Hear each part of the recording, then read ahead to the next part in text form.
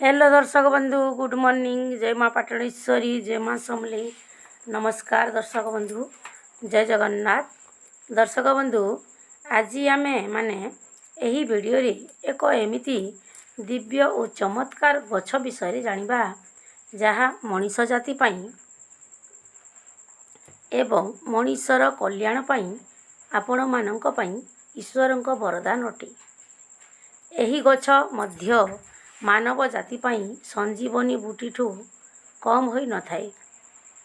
आयुर्वेद रे एही गछर बहुत अधिक महत्व रही। एही गछर तांत्रिक, धार्मिक एवं आयुर्वेदिक संपर्क रे एही वीडियो रे आमे जानिबा। दर्शक बंधु, एही गछर नाम अटे लाजकुली लता। तेबे आसंतु जानिबा एही गछर प्रयोग संपर्क रे। सेथिपाई आपण माने दयाकरी वीडियोटी को शेष पर्यंत देखंतु। ताहा पूर्वरु एही वीडियोटी को गोटे लाइक करी चैनल को सब्सक्राइब करंतु एवं मनरे भक्ति थिले कमेंट बॉक्स रे जय माता लक्ष्मी बोली निश्चय लिखंतु। तो चलंतु वीडियोटी को स्टार्ट करिबा। दर्शक बंधु, आपण माने एही कथा निश्चय जानिथिबे जे एही गछर पत्र को छुईबा मात्र के यह सांगे सांगे बंद हो जाए और एही गछ को मध्य बहुत लोक आजिकाली निज घरे लगाइलेनी। तेबे दर्शक बंधु, आसंतु जानिबा प्रथमे एही गछर धार्मिक प्रयोग विषय। एही गछ को आपणक घरे लगाइबा द्वारा तंत्र बाधा दूर होइथाय। जदि आपण माने एही गछ को घरे लगाती तेबे कौनसी व्यक्ति बा आपणकर शत्रु आपणक घर उपरे तंत्र मंत्र बा गुणी गारेडी करती तेबे एही गछ सही तंत्र मंत्र बा गुणी गारेडी को निज आड़ को शोषी नहीं थाए। किछि एमिति घर थाए जहा उपरे खराब नजर लोक मानकर लागी थाए। तेणु जदि आपण माने चाहुछंती कि घर उपरे काहार खराब नजर न लागू तेबे एही गछ को निजर घरे निश्चित लगांतु। एहा द्वारा आपणकर तंत्र मंत्र गुणी गारेडी समस्या दूर होइथाय। एहा मध्य समस्त प्रकार खराब शक्ति बा नकारात्मक शक्ति को नष्ट करि देई थाय एवं ताहाकू निज आड़ को आकृष्ट करि नहीं थाई एवं ताहा सहित नकारात्मक शक्ति को घर भीतर को प्रवेश करने को देई न थाई। एहा धीरे धीरे सुखिबा को लागि थाई कारण एही लाजकुली गछटी खराब शक्ति गुड़ी को निज आड़ को शोषी से नष्ट होई जाई थाई। लाजकुली लता गछर द्वितीय बा धार्मिक प्रयोग हैला एहा घरर वास्तुदोष को दूर करि थाए। जदि परिवारर कौनसी सदस्यंकर कंठ रोग जनित समस्या रहिछि ताकू मध्य लाजकुली लता गछ दूर करि थाए बा एही गछर प्रयोग करिबा द्वारा एही रोग दूर होई थाए। एही गछर चेरकू बा मूलकू डेउरिया करी पिंधिबा द्वारा आपणक शरीर रे थिबा काश भली समस्या इत्यादि दूर होइथाय। जदि कौनसी व्यक्तिंकर काश बहुत दिन धरी होउछि तेबे एही लाजकुली लतार चेरकू लाल रंगर कपड़ा रे बांधी रविवार दिन धारण करंतु। एहा करिबा द्वारा आपणकू बहुत शीघ्र काश भली रोगरू मुक्ति मिलिबो। एहा व्यतीत एही गछ को मध्य आत्म सुरक्षा पाई व्यवहार करा जाई थाई। जेमिति कि आपणक उपरे जदि काहार खराब नजर बा कला शक्तिर प्रभाव पड़ी थाए तेबे एही समस्त समस्यारू बंचिबा पाई आपणक शरीर चारिपटे 7 थर नाली धागा को बुलाई गायत्री सूता को बुलाई सही धागा को नहीं ବା ଗାୟତ୍ରୀ ସୂତାକୁ ନେଇ ଏହି ଲାଜକୁଲି ଗଛରେ ବାନ୍ଧି ଦିଅନ୍ତୁ। ଦେଖିବେ ଆପଣଙ୍କ ଉପରେ ଲାଗିଥିବା ଖରାପ ନଜର ଓ ନକାରାତ୍ମକ ଶକ୍ତିକୁ ଏହି ବୃକ୍ଷ ନିଜ ଆଡ଼କୁ ଶୋଷି ନେଇଥାଏ। ଦର୍ଶକ ବନ୍ଧୁ, ଏହି ଲାଜକୁଲି ଲତା ଗଛରେ ବହୁତ ଚମତ୍କାରୀ ଶକ୍ତି ରହିଥାଏ ଏବଂ ଦୈବ୍ୟ ଶକ୍ତି ମଧ୍ୟ ରହିଥାଏ। ଜ୍ୟୋତିଷ ଶାସ୍ତ୍ର ଅନୁସାରେ କିଛି ଏପରି ଗଛ ସମ୍ପର୍କରେ କୁହାଯାଇଛି ବା ଉଲ୍ଲେଖ ରହିଛି ଯାହାକୁ ଲଗାଇବା ଦ୍ୱାରା ଘରେ ଧନର ବର୍ଷା ହୋଇଥାଏ, ମାତା ଲକ୍ଷ୍ମୀଙ୍କର ଆଶୀର୍ବାଦ ମିଳିଥାଏ ଏବଂ ଧନର ଦେବୀ ଆପଣଙ୍କ ଘରକୁ ଆଗମନ କରିଥାନ୍ତି। ବନସ୍ପତି ଶାସ୍ତ୍ର ମଧ୍ୟରେ ଏହି ଗଛମାନଙ୍କ ବିଷୟରେ କୁହାଯାଇଛି।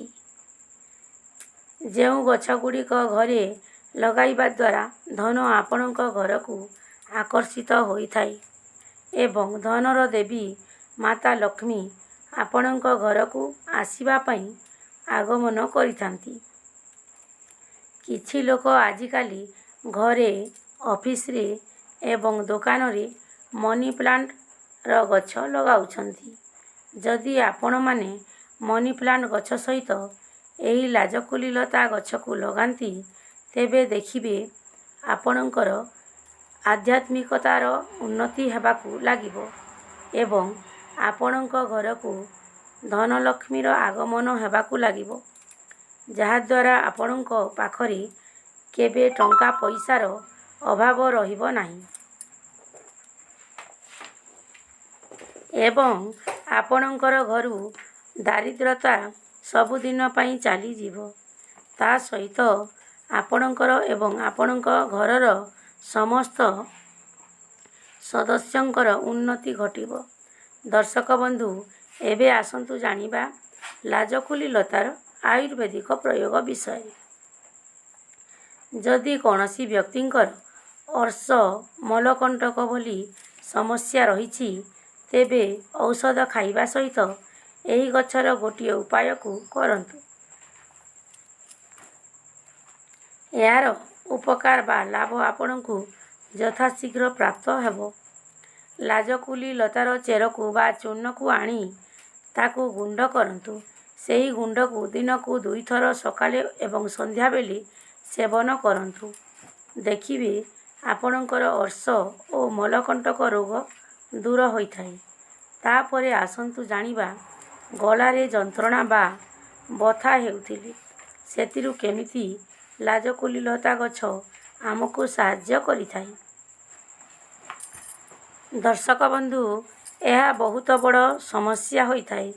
ଯଦି ଆପଣଙ୍କର ଏହିଭଳି ସମସ୍ୟା ରହିଛି, ତେବେ ଆପଣମାନେ ଔଷଧର ସେବନ କରିବା ସହିତ ଏହି ଗଛକୁ ମଧ୍ୟ ବ୍ୟବହାର କରନ୍ତୁ। ଏହାଦ୍ୱାରା ଆପଣଙ୍କୁ ବହୁତ ବଡ଼ ଲାଭ ମିଳିବ। ଏହି ଗଛର ପତ୍ରର ରସ 19 ml ନିଅନ୍ତୁ ଏବଂ ଏହାକୁ ପ୍ରତିଦିନ ପିଅନ୍ତୁ। ଏହା କରିବା ଦ୍ୱାରା ଆପଣଙ୍କର ଗଳା ଏବଂ କାଶ ସମ୍ବନ୍ଧୀୟ ସମସ୍ତ ପ୍ରକାର ରୋଗରୁ ମୁକ୍ତି ମିଳିବ ଏବଂ ଏହାର ଫାଇଦା ଆପଣଙ୍କୁ ବହୁତ ଶୀଘ୍ର ଜଣାପଡ଼ିବ। ଯଦି କାହାକୁ ଜଣ୍ଡିସ୍ କିମ୍ବା ବହୁତ ଦିନ ଧରି ଜ୍ୱର ହେଉଛି, ଛାଡ଼ୁନାହିଁ, ତେବେ ଏହି ଗଛର ରସକୁ 5 ml 5 ଦିନ ପର୍ଯ୍ୟନ୍ତ ପିଅନ୍ତୁ। ଯଥାଶୀଘ୍ର ଏହି ରୋଗରୁ ଆପଣଙ୍କୁ ମୁକ୍ତି ମିଳିବ ଏବଂ ଯଦି କୌଣସି ବ୍ୟକ୍ତିଙ୍କୁ ବିଛା କାମୁଡ଼ି ଦେଇଥାଏ, ତେବେ ଏହି ଗଛର ପତ୍ର ଓ ଚେରକୁ ବାଟି ଏକ ପେଷ୍ଟ ପ୍ରସ୍ତୁତ କରନ୍ତୁ ଓ ଏହି ପେଷ୍ଟକୁ ନେଇ ଯେଉଁ ଜାଗାରେ ବିଛା କାମୁଡ଼ିଥିବ ସେହି ଜାଗାରେ ଲଗାଇ ଏକ କପଡ଼ାରେ ବାନ୍ଧି ଦିଅନ୍ତୁ। ଦେଖିବେ 15 ରୁ 20 ମିନିଟ୍ ଭିତରେ ଆପଣଙ୍କୁ ଆରାମ ମିଳିବ। କେବେ କେବେ ମଧ୍ୟ ସୁଗର ରୋଗୀଙ୍କଠାରେ ଘା ବୋଲି ସମସ୍ୟା ଦେଇଥାଏ। ତାହା ଶୀଘ୍ର ଠିକ୍ ହୋଇନଥାଏ। ସେ ସମୟରେ ଆପଣ ଏହି ଗଛର ମଞ୍ଜିକୁ ବାଟି ଚୂର୍ଣ୍ଣ ପ୍ରସ୍ତୁତ କରନ୍ତୁ। ସେହି ଚୂର୍ଣ୍ଣକୁ ନେଇ ଆପଣ ଘା ଉପରେ ଲଗାନ୍ତୁ। ଦେଖିବେ ଘା ଯଥାଶୀଘ୍ର ଠିକ୍ ହୋଇଯିବ। ଡାଇବେଟିସ୍ ଭଳି ଏକ ରୋଗ ବହୁତ ବଡ଼ ସମସ୍ୟା ଅଟେ, ଯାହାକି ଆଜିକାଲି ପ୍ରାୟ ସମସ୍ତଙ୍କ ପାଖରେ ଦେଖାଯାଉଛି। ତେବେ ଏହି ରୋଗରୁ ରକ୍ଷା ପାଇବା ପାଇଁ ଏହି ଉପାୟଟି ରାମବାଣ ଭଳି କାମ କରିଥାଏ। କୁହାଯାଏ କି ଲିମ୍ବର ମଞ୍ଜି, ବେଲର ପତ୍ର ଓ ଲାଜକୁଳି ଲତାର ପତ୍ର